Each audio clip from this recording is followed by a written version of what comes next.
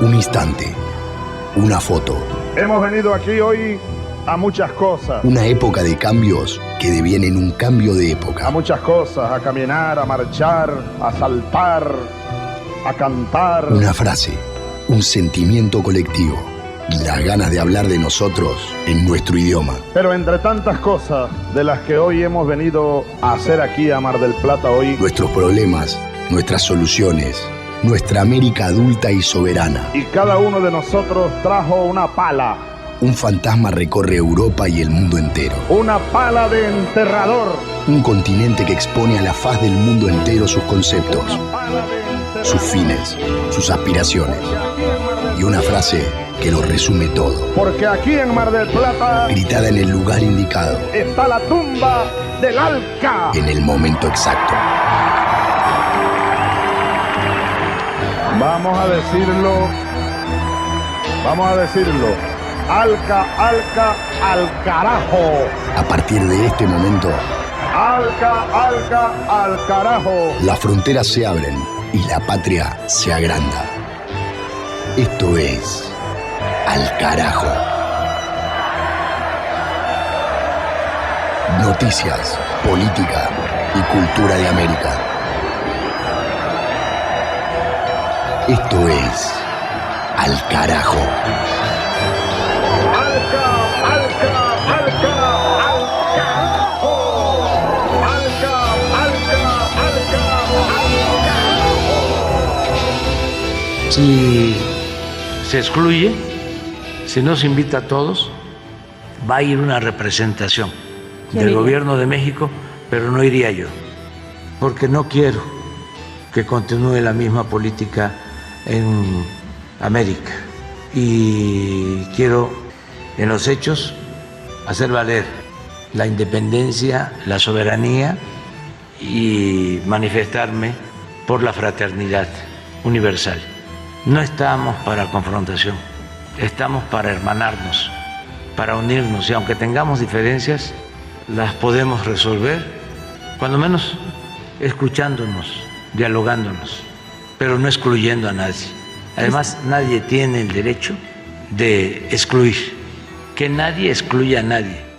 Empezamos el capítulo número 11 del 2022 de Al Carajo, con la voz de Chávez diciéndole no al Alca, discurso histórico, que es nuestra apertura de siempre, y la voz de Andrés Manuel López Obrador, discurso actual, diciéndole no a la Cumbre de las Américas si Estados Unidos no invita a todos los países de la región, llámese Cuba, Venezuela, Nicaragua, por ahora excluidos por la Casa Blanca por decisión de Joe Biden. Esa Cumbre de las Américas será en el mes de junio en Los Ángeles, California, y es el presidente mexicano AMLO el que se paró firmemente, y allí lo escuchábamos en nuestra apertura extendida, pidiendo que no hayan exclusiones, postura de fuerza ante el gobierno norteamericano, a la que se sumó el gobierno de Bolivia con el anuncio del presidente Luis Arce en el mismo sentido, de que no participará si no se invita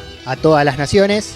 Y también, efecto dominó, 14 países de la Comunidad del Caribe en bloque harán boicot al foro a realizarse en el país del norte si Washington quiere desconocer a Nicolás Maduro, a Daniel Ortega y a Miguel Díaz-Canel.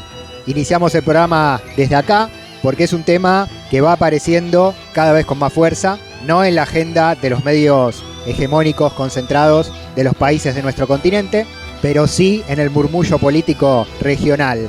Con todos estos no vamos si no invitas a todos, de México, Bolivia y la Comunidad del Caribe, tendríamos casi medio continente haciéndole el vacío a la convocatoria de Joe Biden y a su pretensión de decidir unilateralmente quién sí y quién no forma parte de los países con derecho a opinar, a debatir, a comerciar, a interactuar con sus vecinos en el continente americano.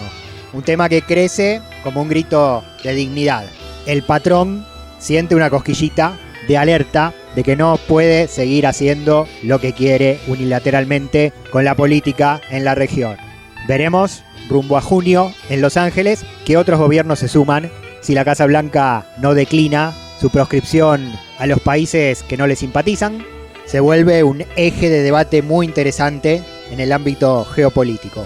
Esto es Al Carajo, como les dije, 11ª emisión de esta temporada número 13, y para quienes se encuentran por primera vez con este programa, desde la apertura y desde este primer título, se estarán dando cuenta de que se trata de un espacio dedicado a la política de América Latina y el Caribe, con una mirada tercermundista, no alineada, emancipadora. Sonamos en radios comunitarias, populares, alternativas, rurales, también emisoras universitarias y radios públicas, cerca de 50 medios de comunicación electrónicos que nos ponen en el aire en sus antenas y por internet en sus portales y aplicaciones, radios de la República Argentina, radios de Chile, radios de Bolivia, radios de Uruguay y colectivos de comunicación de toda América. Mi nombre, Pablo Daniel Ovín, en la conducción y en la producción periodística. Está Mavi Sosa con los contenidos culturales que forman parte del programa, además de las noticias y la política. Y también tenemos un destacado segmento de historia a cargo del docente Juan Francisco Martínez Pería, también en clave latinoamericana. Twitter, Facebook, Instagram, Al Carajo Radio en las redes sociales, plataforma iVoox y canal de YouTube, con el nombre del programa también, se encuentran con todos los contenidos y con cada episodio de este año y de las temporadas anteriores, para revisitar cuando tengan ganas y para compartir. Le ponemos segunda marcha a la travesía. Ahora abrimos los primeros titulares con su respectivo desarrollo informativo, país por país y región por región de la patria grande. Nos vamos a las noticias. Esto es Al Carajo. Del Atlántico a los Andes, del cerro a la cordillera. Al Carajo. Las noticias de América.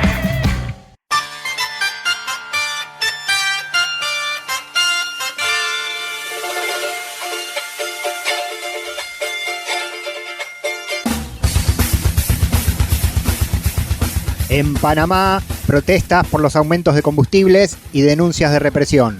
Las medidas de fuerza fueron convocadas por la Coalición por la Unidad de Colón, con marchas y cortes en distintos puntos de esa provincia de la ribera caribeña del país centroamericano.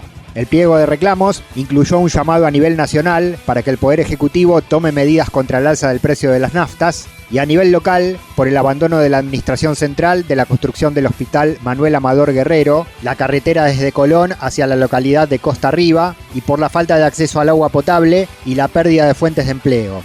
Además, las organizaciones locales denunciaron que la policía, enviada por el gobierno central a la región, ejerció un uso excesivo de la fuerza, atacando a los manifestantes con gases lacrimógenos y perdigones.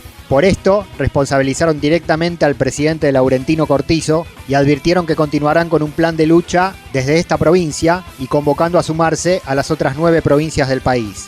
Eduardo Voltier, dirigente de la CUCO, la Coalición por la Unidad de Colón, sobre estos reclamos. Hay razones por las que estamos protestando. La primera de ellas, por supuesto, son los incumplimientos del gobierno. El presidente de la República vino aquí 2 veces y prometió que se iba a construir una terminal de buses.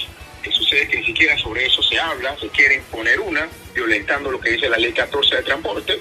Prometió que a finales de enero iba a retomarse la construcción del hospital nuevo que se está haciendo, que también se va a llamar Amador Guerrero, y eso tampoco ha ocurrido. Prometieron que iban a comenzar la construcción de la carretera que da acceso a Costa Arriba, le llaman Corredor del Caribe, en 3 meses después del 5 de noviembre. Bueno, 3 meses era prácticamente en febrero, y tampoco han iniciado. Y prometieron la construcción del Centro de Arte y Cultura en el Colegio de Bravo, tampoco eso lo han cumplido. Es decir, una diversidad de incumplimientos que ahora se añaden a otro problema serio.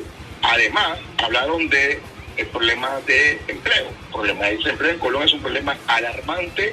Este es el momento de la historia de la República de Panamá, para el caso de Colón, donde más desempleo ha habido. Al Carajo. En Honduras, la presidenta Xiomara Castro presentó su informe de gestión de los primeros 100 días de su gobierno. Lo hizo a través de un mensaje emitido en cadena nacional de radio y televisión, donde se comprometió a avanzar en la creación de 100.000 puestos de trabajo. La mandataria explicó que esto será posible gracias a la aprobación del presupuesto, que destina recursos para potenciar a las pequeñas y medianas empresas nacionales y al sector industrial, tecnológico y campesino. Además, la jefa de Estado destacó que 1.3 millones de familias reciben actualmente energía gratis, que se están subsidiando los combustibles para evitar los aumentos y que ya se logró el regreso a la educación presencial del 70% de los niños y niñas en todo el país. Otra de las políticas destacadas fue la defensa de la Empresa Nacional de Energía Eléctrica a través de un decreto de ley para rescatarla y evitar su privatización, iniciada por el gobierno anterior, y la revisión minuciosa del Tratado de Libre Comercio con Estados Unidos y Centroamérica. Este modelo privatizador que me está tocando enfrentar vive su fase más salvaje que lo destruye todo y despierta las actitudes de acumulación de riquezas más despiadadas que pierden por completo su sentido de amor al prójimo y son capaces de hacer lo que tengan que hacer por la simple ganancia. Nuestro país ha sido usado como el laboratorio para poner en práctica el plan de desmembramiento del territorio y la nación, para dar lugar a pequeños territorios, sociedades anónimas, sede, donde imparten la ley de saqueo, el capital transnacional, la voluntad del amo, una especie de nuevo colonialismo esclavista en pleno siglo XXI. Ahora nos corresponde construir una nueva sociedad, proceso que solo es posible si desmantelamos las caducas estructuras que son escuela de corrupción y que protegen la existencia del injusto orden actual. Al carajo. En Costa Rica comenzó el mandato del nuevo presidente Rodrigo Chávez. El economista de centro derecha, triunfador en el balotaje del pasado 3 de abril con el 52.84% de los votos, fue investido en un acto oficial en la Asamblea Nacional. Estuvieron como invitados presidentes de la región como Laurentino Cortizo de Panamá, Luis Abinader de República Dominicana e Iván Duque de Colombia, más el rey de España, Felipe VI, entre otros representantes de distintos gobiernos de América Latina y del mundo. La primera medida de gobierno, anunciada por Chávez, fue la derogación del decreto de obligatoriedad de la vacunación contra el COVID, rápidamente criticada por el sector médico, mientras que en el plano económico anunció que se preparan medidas para controlar la inflación y que se revisarán los gastos de las universidades públicas y las empresas estatales para evitar un supuesto despilfarro. Dichos repudiados por los gremios docentes, que lo tomaron como el anuncio de un posible ajuste a la educación. Así habló el nuevo presidente costarricense. No nos dejemos vencer por la oscuridad que han querido vendernos, como si quisieran hacernos pensar que el cambio y el progreso no son posibles. Alguna gente, algunos prominentes de la clase política de este país, con ligereza y quizá como excusa para no haber tomado las decisiones que correspondía tomar, nos han hecho creer que Costa Rica es un país ingobernable. No solo vamos a ordenar la casa, la vamos a reconstruir. Compatriotas, es el signo de nuestros tiempos. Es la urgencia inaplazable de un cambio.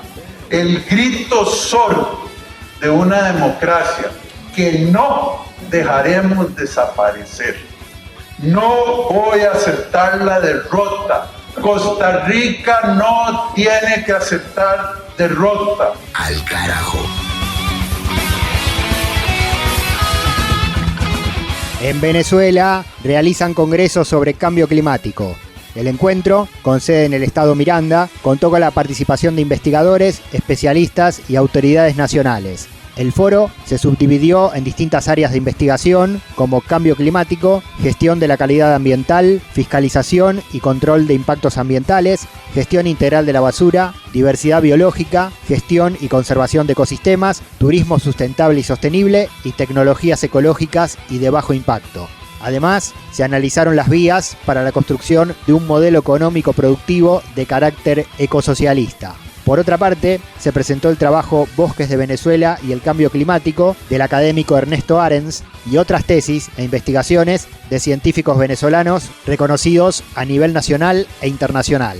El cierre estuvo a cargo del presidente bolivariano, Nicolás Maduro Moros. Yo quiero una agenda contra la crisis del cambio climático priorizada, urgente y estratégicas para que el gobierno nacional se ponga las pilas en prepararnos para evitar que estos efectos que se simulan aquí se den. Primero, evitarlo. Segundo, adaptarnos y poder tomar medidas alternativas. Y en tercer lugar, mitigarlos al máximo nivel, con tiempo. Guerra avisada no mata soldados. Cambio climático avisado no debe hacernos tanto daño. Pero con tiempo podemos.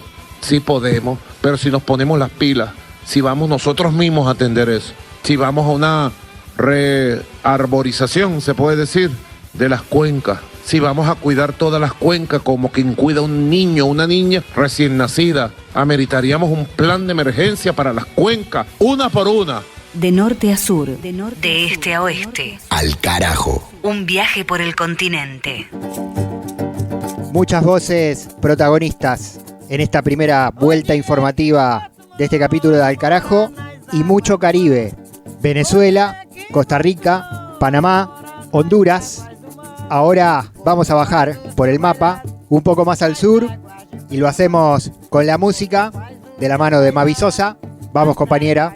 Hola Pablo, hola a la audiencia de Al Carajo. En este nuevo encuentro con la música de Latinoamérica vamos a escuchar música de Brasil, a una de las voces más interesantes del norte brasileño. Se trata de Dona Onete, o la reina del carimbó, como la llaman. El carimbó es uno de los géneros que forman parte de la gran región del Amazonas y que es uno de los menos conocidos en el universo de la música brasileña. Tiene raíz indígena y se fusionó con los sonidos afro.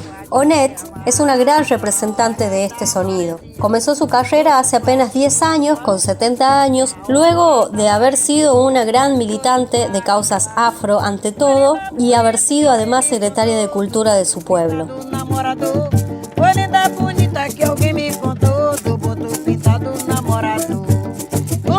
Por ella escuchamos el tema Boto Namorador.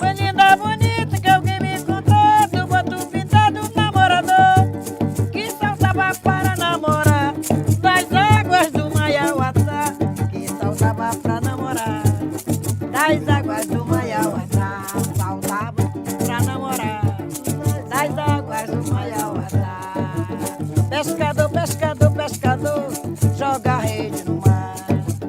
Pescador, pescador, joga a rede no mar. Tem boto dentro da rede, fazendo fuá-fuá. Tem boto dentro da rede, fazendo fuá-fuá. Mas é boto namorador das águas do Maiauatá. Boto namorador das águas do Maiauatá. Boto namorador das águas do Maiauatá.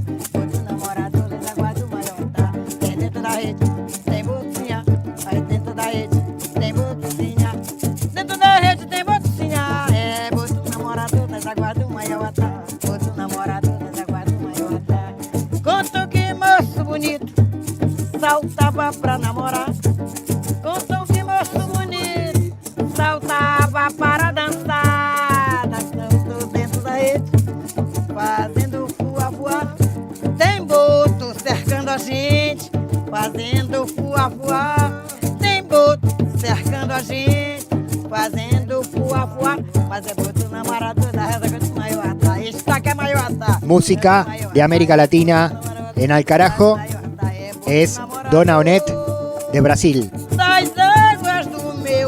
Por ella escuchamos el tema Boto Namorador. Las luchas políticas, las luchas sociales de la región tienen su lugar. Al Carajo.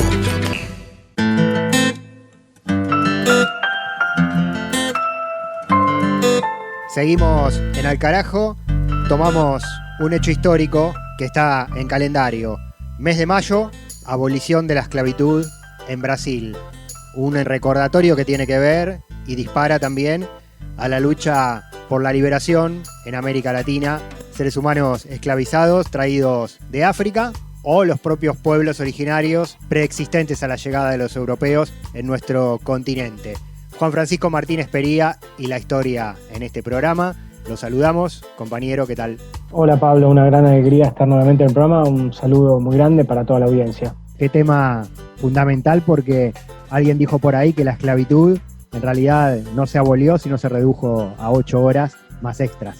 Sí, eso es algo que bien se podría decir. Pero bueno, obviamente hay una diferencia, ¿no?, con lo que fue la esclavitud en América, en el Caribe, en toda América y el Caribe, que es una historia sumamente trágica, que es muy importante que la recordemos. Decías vos que, bueno, tomando un poco un acontecimiento histórico que ocurrió el 13 de mayo de 1888, que fue la abolición de la esclavitud en Brasil, queríamos hablar un poco, recordar lo que fue la esclavitud y el proceso de abolición en toda la región, ¿no? De manera obviamente introductoria y superficial, así a vuelo de pájaro, pero meternos en un tema que muchas veces en algunos países de nuestra región no tenemos suficientemente presente, ¿no? Y que tiene todavía muchas consecuencias en el presente, por supuesto, porque si Bolsonaro ganó en Brasil las elecciones y si hay un discurso racista y de supremacía blanca en Brasil, tiene mucho que ver con esa historia, ¿no? Y las continuidades y los legados de esa historia. No es que Bolsonaro nace un repollo, sino que no casualmente Brasil fue el último país en abolir la esclavitud, ¿no?, de América, así que eso nos dice un montón.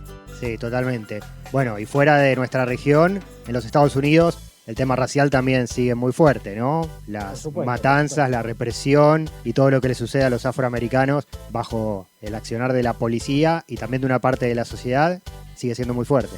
Por supuesto, nosotros tenemos que recordar que nuestra región entera, desde el norte hasta el sur, está construida en base a un genocidio o varios genocidios hacia los pueblos originarios, en base a la esclavitud, en base al trabajo forzado y en base a la discriminación racial. Esto es algo central, es constitutivo de nuestra historia, y hay otra cosa muy importante, que nuestra historia, o sea, la historia de la región, está íntimamente vinculada con la historia de África, digamos, no están separadas estas historias, sino que están íntimamente vinculadas. Hubo muchos siglos de esclavitud, pensemos desde el siglo XV, XVI hasta el siglo XIX, la esclavitud tuvo una historia muy larga.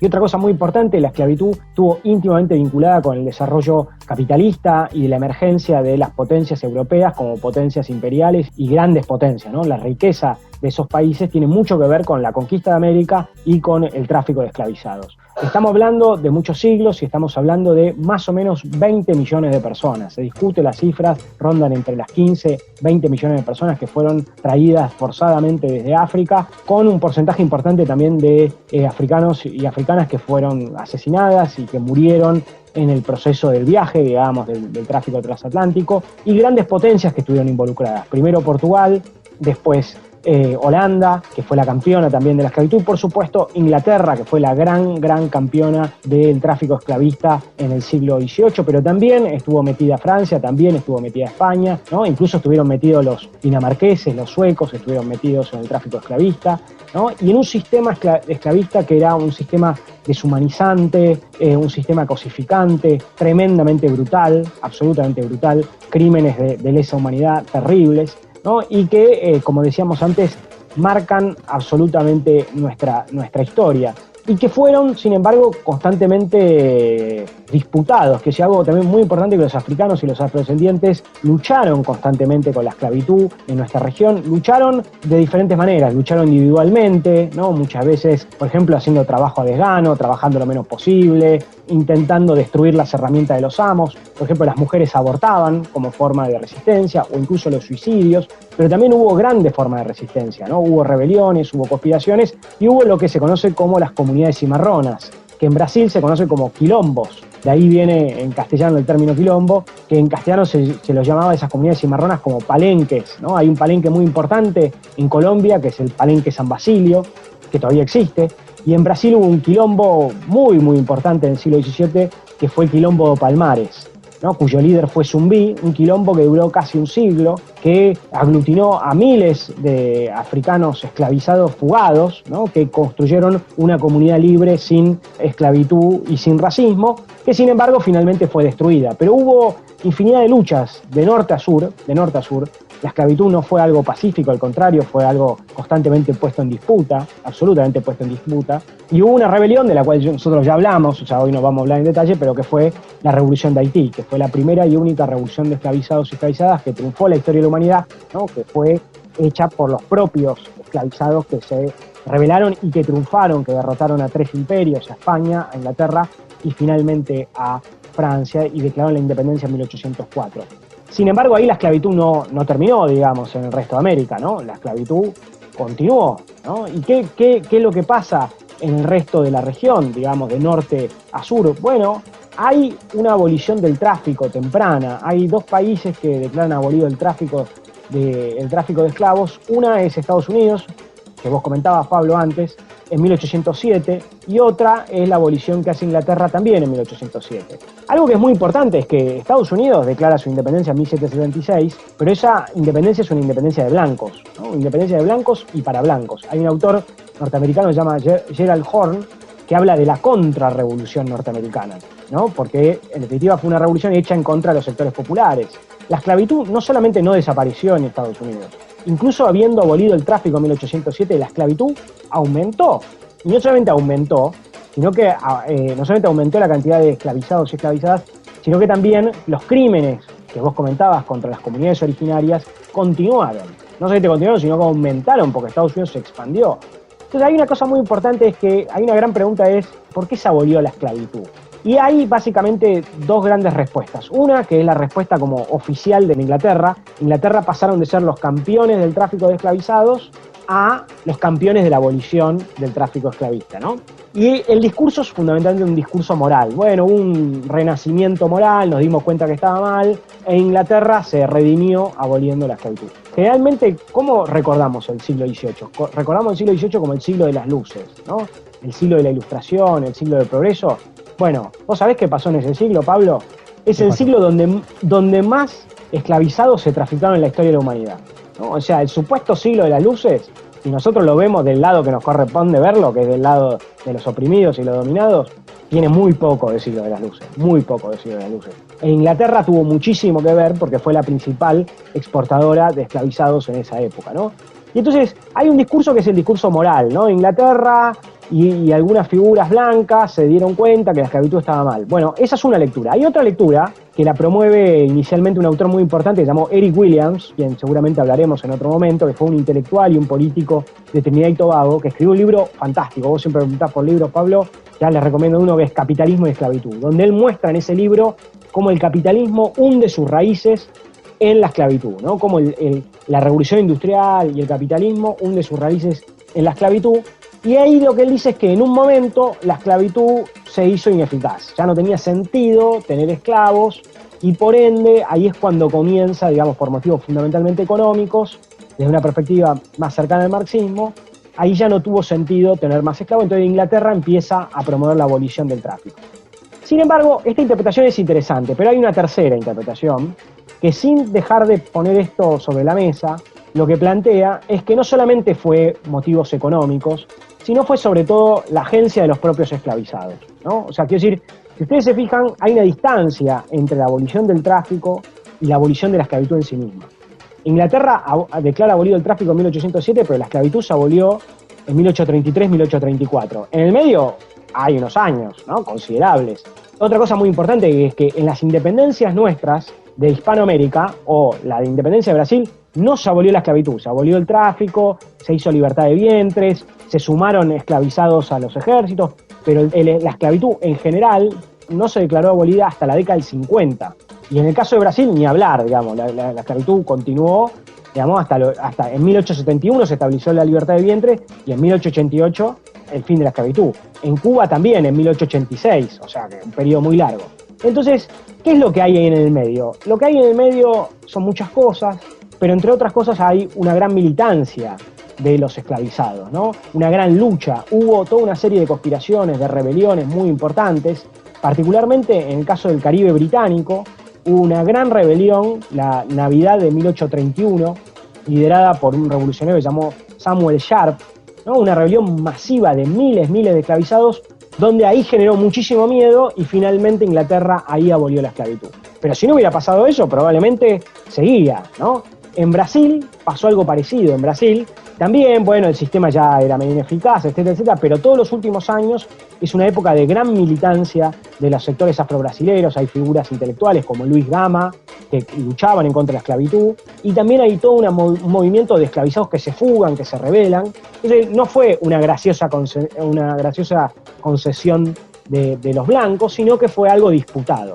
Y lo mismo ocurre con la guerra civil de Estados Unidos, ¿no? Muchas veces se dice, bueno, la guerra civil de Estados Unidos fue para liberar los esclavos. No, mentira.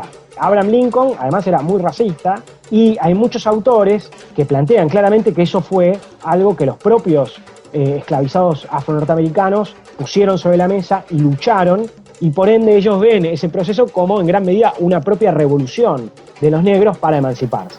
Nos quedamos entonces, creo yo, con esa tercera lectura, ¿no? Con que la abolición de la esclavitud parte de los propios pueblos. Igual yo vuelvo a mi teoría, la del dicho popular, de la reducción de la esclavitud a las 8 horas de reglamento laboral.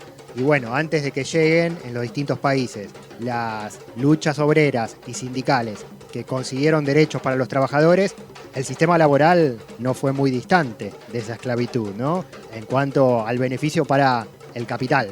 Bueno, hay muchos sectores que avanzan y quieren avanzar para retrotraer de vuelta a esa situación próxima a la esclavitud. Sin duda, digamos, algo que es muy importante es que el capitalismo, bajo la libre concurrencia del trabajador y el empresario, esconde obviamente una evidente explotación, pero además hay algo que es muy importante, que es que inmediatamente después de la abolición de la esclavitud, en muchos lugares, primero principal que en muchos de los imperios lo que se hizo fue indemnizar. Como en el Imperio Británico se indemnizó, o en partes de América Latina se indemnizó a los dueños de esclavos porque en definitiva eran propiedad privada, ¿no? Pero además, las lógicas laborales que continuaron, no solamente no había derechos laborales, no solamente no había límites en las horas, sino que en muchos casos lo que hubo fueron trabajos forzados y se trajeron inmigrantes, sobre todo del mundo de la India, de China, ¿no? En el Caribe esto fue muy común, se trajeron inmigrantes que trabajaban en condiciones de trabajo directamente forzado, digamos, ¿no? Que era una semi-esclavitud muy claramente instituida. Así que eso que vos planteás, Pablo, sin duda que es así. Claro, bueno, siglo XXI, vayamos al campo paraguayo, al campo argentino, al campo brasileño, y estamos en el siglo XVIII.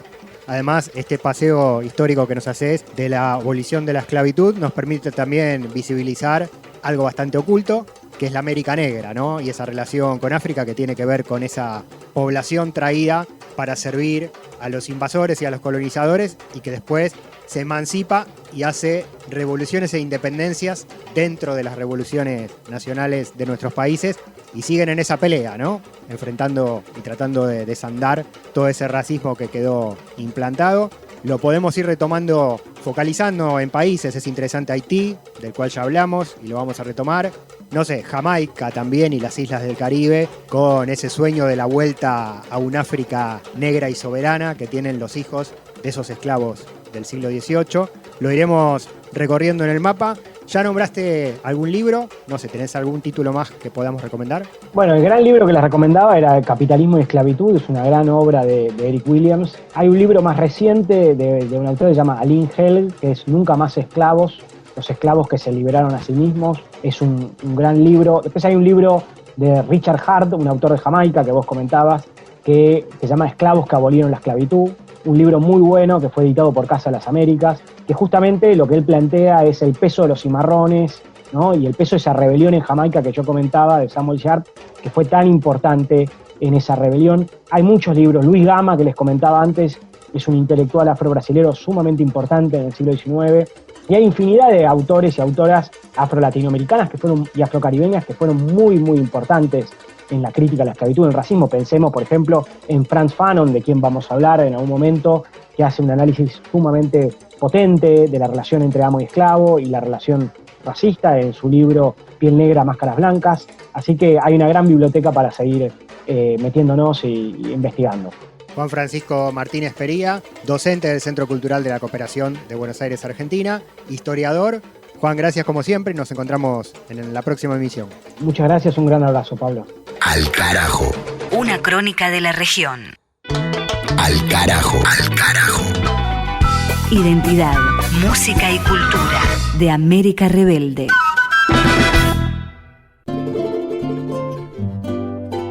Bueno, seguimos. Al carajo con noticias, con política, con los derechos humanos. Al carajo con los pueblos originarios, campesinos, con los estudiantes, los sindicatos y las organizaciones populares en la agenda. Y en este programa también se come. Desayunamos, almorzamos, cenamos. Con sabores latinoamericanos. Mavi Sosa. Hoy vamos a saborear uno de los manjares de la comida típica del noroeste argentino. Se trata de la humita, un plato hecho a base de choclos. Este plato, esta comida, tiene un origen precolombino y se consume también en Venezuela, Colombia, Ecuador, Perú, Bolivia y Chile. La receta varía por su condimentación y en algunos casos es una preparación dulce. En todas, el ingrediente estrella es el choclo. En otras épocas se trituraba en mortero, los granos de choclo se trituraban en mortero y eso hacía que la preparación de este plato sea mucho más trabajoso. En la Argentina se consume salada y el periodo, la época en la que se la suele comer es entre marzo y mayo, que coincide con la cosecha de los choclos. Tiene dos tipos de presentaciones, en olla o en chala. Les cuento cómo es la preparación de la humita en olla. La vida pasa, la humita queda, libre y sencilla la humita queda, carnavalcito, caja y chilera. Pelar y lavar 12 choclos. Con esta cantidad salen aproximadamente 3 porciones. Rallar los choclos o procesarlos para obtener una pasta. Hervir los marlos y conservar el caldo. Picar una cebolla y sofreír en una olla profunda. Volcar allí la pasta del choclo más 300 gramos de zapallo pisado y mezclar hasta que se integren las preparaciones. Salpimentar. Cocinar a fuego lento, mezclando regularmente. Para emulsionar, agregar de a poco cantidad necesaria del caldo de choclo. Cuando la pasta esté cocida, retirarla del fuego. El amor pasa, la humita queda, se van sus ojos, la humita queda. Para servirla se prepara una salsa. Para esto hay que saltear 200 gramos de cebolla de verdeo picada en media taza de aceite. Luego agregar ají picante, pimentón y retirar del fuego. Esparcir esta salsa sobre la humita y agregar un trozo de queso fresco o de cabra. La humita sangre adentro. Y este plato de humita del noroeste argentino lo acompañamos en el aire de Alcarajo con esta canción del músico jujeño Bruno Arias, dedicada justamente a la humita como ese sabor de identidad que queda picando en la lengua, en el cuerpo y en la memoria de un pueblo, de un país y de un continente. Tierra del alma, sueño de greda, ay Pachamama, sueño de greda.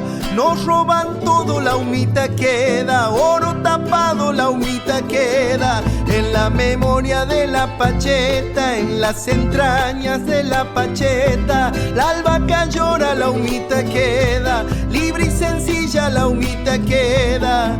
Para que bramen los dioses, para que canten los pueblos. Con un hilito de chala mi corazón entretejo. La la la la la la la la la la la la.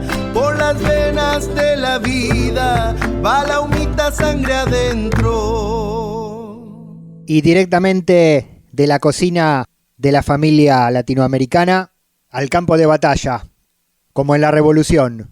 Volvemos a la información política en Alcarajo, completamos el viaje por la agenda del continente, tenemos contacto ahora con las radios comunitarias y los compañeros y compañeras comunicadores y comunicadoras en distintos países de nuestra región.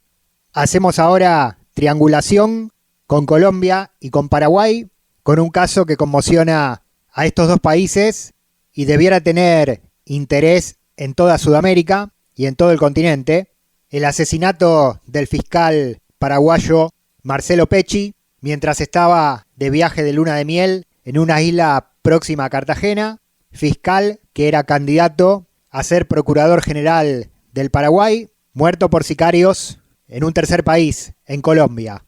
Informe en Alcarajo de Javier Vargas, vía Contacto Sur, medio informativo de ALER, la Asociación Latinoamericana de Enseñanzas Radiofónicas.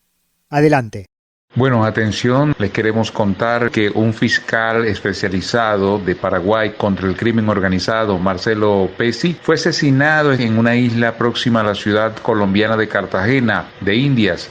donde se encontraba de luna de miel, según confirmaron agentes policiales del lugar. Es un hecho que lamentan tanto el gobierno de Colombia como el gobierno de Paraguay. Estamos hablando de un fiscal especializado en contra el crimen organizado y contra el narcotráfico, el primer fiscal en Paraguay en la lucha contra el crimen organizado. Pesci, de 45 años, era uno de los fiscales más importantes de Paraguay, especializado contra el crimen organizado, narcotráfico, lavado de dinero y financiamiento del terrorismo. El fiscal que pasaba su luna de miel fue atacado por 2 sicarios en la isla de Barú, allí en Cartagena. En este sentido, vamos a conversar con el abogado criminólogo e investigador Juan Martens. Martens es experto en criminología, política criminal y seguridad, un académico, un investigador del Paraguay, a quien le queremos saludar en este momento. Muchas gracias y mucha fuerza desde Paraguay. Profesor Juan Martens, ¿cuál es el impacto de este hecho en la vida del Paraguay? El asesinato del fiscal Pesci marca un punto de inflexión en la escalada del crimen organizado, principalmente vinculado al tráfico de cocaína en nuestro país.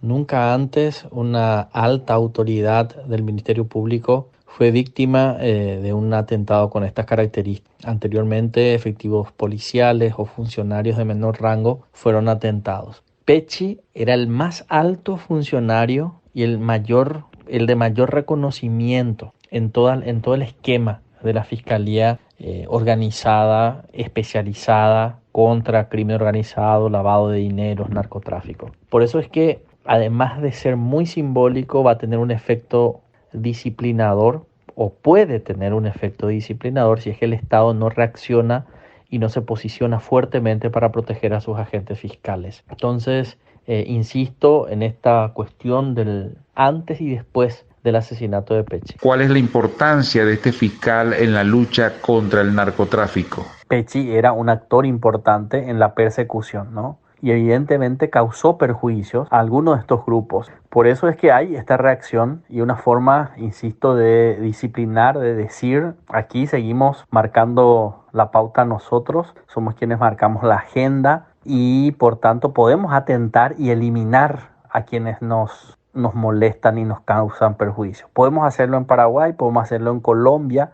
porque somos transnacionales, tenemos contactos en todas partes, tenemos capacidad de actuación e intervención en distintos puntos de América Latina. Por eso es que efectivamente va a tener unas consecuencias, no sé si para América Latina, pero por lo menos para Paraguay, respecto a medidas que se tengan que adoptar para que no se dé una política de brazos caídos dentro del Ministerio Público y del Poder Judicial. ¿Cuáles serían las consecuencias de este hecho? Aquí hay una conmoción. Hay temor al interior del Poder Judicial, hay temor al interior del Ministerio Público. Además que la repulsión que generó, ¿no?, el presidente de la República, los ministros de la Corte, la Fiscalía General del Estado se pronunciaron en el sentido de repudiar el hecho y al mismo tiempo su compromiso de seguir luchando contra el crimen organizado. Pero recordemos, más allá de las opiniones se necesitan acciones concretas y muchas veces es lo que no se ve, ¿no? Y al mismo tiempo, cuando tenés un aparato policial muy vinculado y penetrado por el crimen organizado, es poco también lo que se pueda dar en términos de resultados, más allá de las declaraciones de repudio y de seguir combatiendo el crimen organizado en el que todas estas instituciones coincidieron. El testimonio desde Paraguay de Juan Martens, académico e investigador, sobre la muerte, sobre el asesinato sicarial del fiscal especializado en crimen y narcotráfico, Marcelo Pesci, ocurrido en Colombia. Créditos para Javier Vargas, integrante de la Asociación Latinoamericana de Enseñanzas Radiofónicas ALER, Triangulación, Paraguay, Colombia y Al Carajo. Este programa de información política latinoamericana, un caso de alto impacto para toda la región. Seguimos la recorrida, ya en el tramo final, seguimos a mapa desplegado y ponemos el puntero ahora en el centro de América. Nos vamos a El Salvador. Informe de Miriam Rodríguez de la red ARPAS. Denuncian detenciones irregulares en el marco del estado de excepción decretado por el presidente Nayib Bukele con la excusa del combate a las mafias, a las pandillas, a las maras, al crimen. Jóvenes de barrios vulnerables, detenidos de manera arbitraria y presos de manera preventiva, sin pruebas, sin derecho a la defensa, tan grave todo que hasta organismos internacionales y el propio Estados Unidos le llamó la atención al gobierno salvadoreño. Vamos al informe entonces en Al Carajo con Miriam Rodríguez. En este día que muchas madres celebran y disfrutan en familia, hay una gran cantidad de ellas que no podrán abrazar a sus hijos e hijas, lastimosamente porque forman parte de las personas detenidas durante el régimen de excepción implantado en el país desde el pasado 27 de marzo. En el municipio de Jiquilisco del departamento de Usulután, el 19 de abril fue detenida arbitrariamente Esmeralda Beatriz Domínguez, reconocida defensora de derechos humanos en las comunidades del Bajo Lempa y cuyo caso se agrava porque ella tiene una bebé de 4 meses. Aquí el testimonio de doña María, su madre. Aquí a toda la comunidad le ha impactado porque todo el mundo la conoce a lo que ella se dedicaba. Ahora en la familia ya no hablemos. Ella era la cabeza de la familia, de mi mamá, de mí, que a veces soy la mamá de sus 2 hijas, de la niña tiernita, que se puede imaginar qué dolor ver a esa niña llorando por su chichi. Es algo que es como pedir justicia para que esto no siga pasando con tanta madre que está en la misma situación. Asimismo está el caso de Leticia Martínez, integrante de la Asociación de Mujeres Veteranas de la Guerra Civil de El Salvador, hecho ocurrido el pasado 5 de mayo, en su lugar de residencia en el municipio de Nejapa. Martínez sufre diferentes enfermedades, según manifestó Margarita Vega, presidenta de la asociación. La captura de nuestra compañera Leticia Martínez el día 5. Los actuales cuerpos de seguridad fueron a la casa de Leticia y la han capturado. Leticia es una mujer de 60 años, es una mujer con una salud bastante quebrantada, ¿verdad? Tiene diabetes, hipertensión, hace poco la operaron de las rodillas y antes la habían operado de los ojos. Entonces su condición de salud es bastante vulnerable, aún así se la llevaron capturada, la acusan de asociaciones ilícitas, ¿verdad?, bajo el régimen de excepción, o sea, ni el abogado ni la familia ha podido hablar con ella. Igual situación pasa a la familia de Dolores Victoria Almendares, secretaria general del Sindicato de Trabajadores y Trabajadoras Municipales de Cuscatancingo, Citramuc, que fue detenida el pasado 7 de mayo. En esta ocasión fue nuestra compañera líder, Dolores Almendares, más conocida como Lolita, quien deja a 6 hijos menores de edad, entre ellos unos con discapacidades especiales, no pudiendo valerse de él mismo, igual que los otros 5. Pedimos la pronta liberación de esta persona. Hay niños que esta noche van a pasar sin su mamá. Pedimos la pronta liberación y que se haga justicia. El Sindicato de Trabajadores de la Alcaldía Cuscatancingo. Queremos que pare las arbitrariedades que se están dando en este país. Realmente se están llevando a gente inocente, se están llevando a madres, se están llevando a personas que son el sustento en el día a día. Desde Arpas, en El Salvador, les informó Miriam Rodríguez. Al Carajo. Una crónica de la región. Guajira para el recuerdo. La bestialidad imperialista. Bestialidad que no tiene una frontera determinada ni pertenece a un país determinado. Bestias fueron las hordas hitleristas, como bestias son los norteamericanos hoy, como bestias son los paracaidistas belgas, como bestias fueron los imperialistas franceses en Argelia. Porque es la naturaleza del imperialismo la que bestializa a los hombres, la que la convierte en fieras sedientas de sangre que están dispuestas a degollar, a asesinar, a destruir hasta la última imagen de un revolucionario, de un partidario de un régimen que haya caído bajo su bota o que luche por su libertad. Y la estatua que recuerda a Lumumba, hoy destruida pero mañana reconstruida, nos recuerda también en la historia trágica de ese mártir de la revolución del mundo, que no se puede confiar en el imperialismo, pero ni tantito, nada.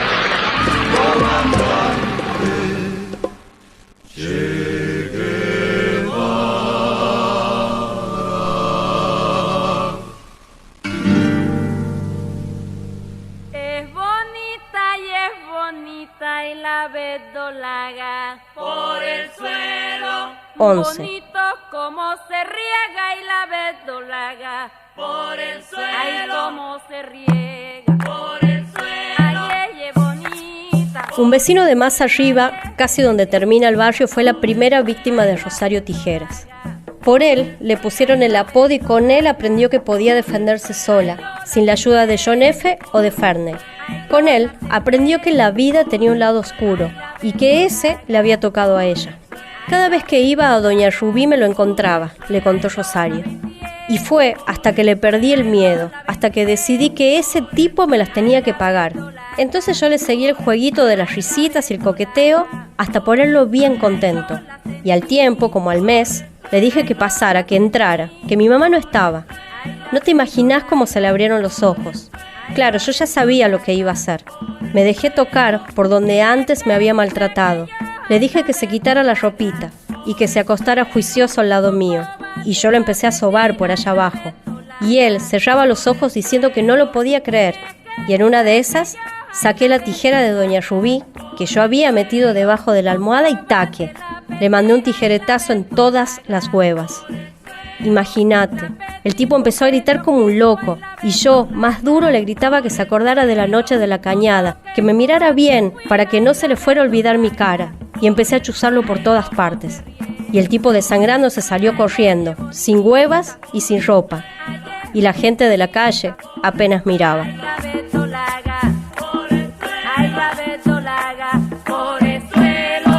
Al carajo. Aquí se queda la clara, la entrañable transparencia de tu querida presencia, comandante Che Guevara.